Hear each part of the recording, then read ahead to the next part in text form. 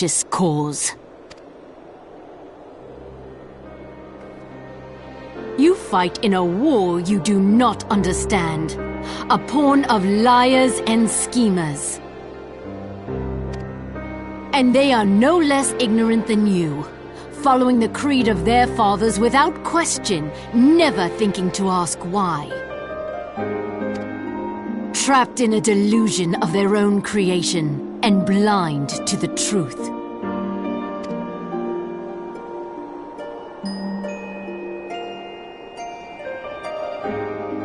Warrior of Light, redemption is not beyond us. We who walk before may lead those who walk after. Seek the Keeper of the Lake. See with eyes unclouded.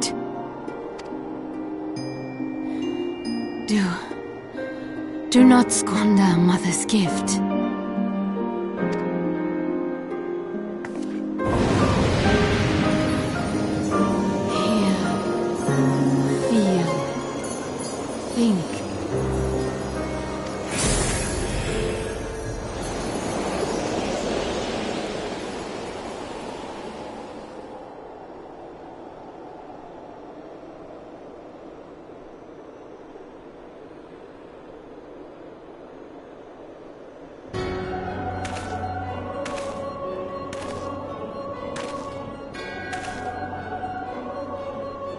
And so the vessel withdraws, a predictable outcome.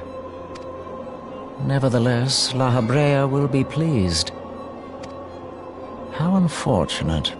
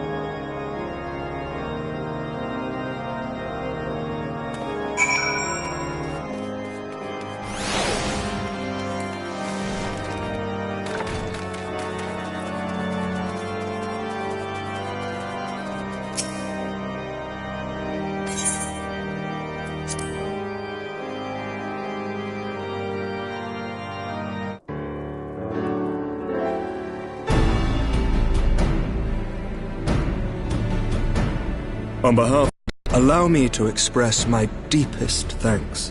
Never before have we been required to contend with a primal. Indeed, there were fears in some quarters that our knights might not be equal to the task. From what we have now learned of these beings, I can say with certainty that we would have lost a great many men had the Scions not intervened. Then the argument for preemptive action should be self-evident. Perchance now you will reconsider my proposal that Ishgard move against Natalan.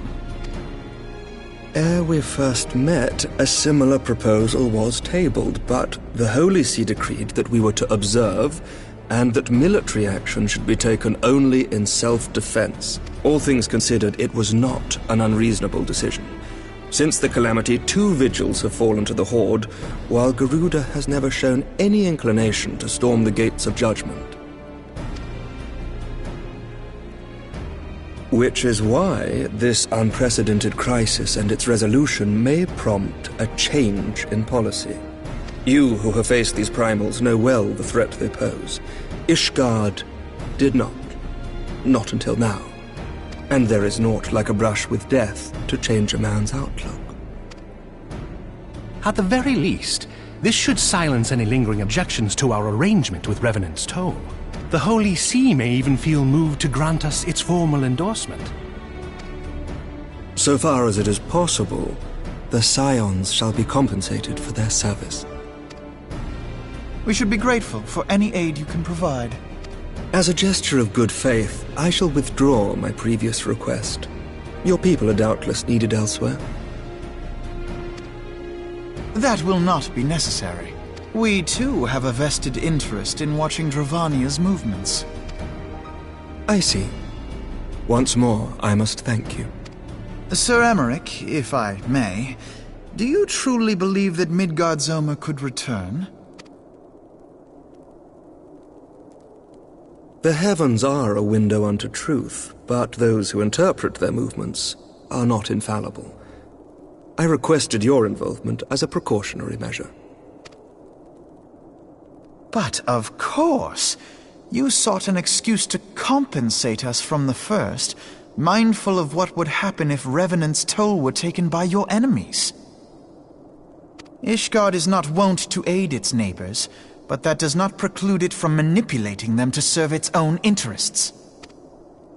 Choose your next words carefully.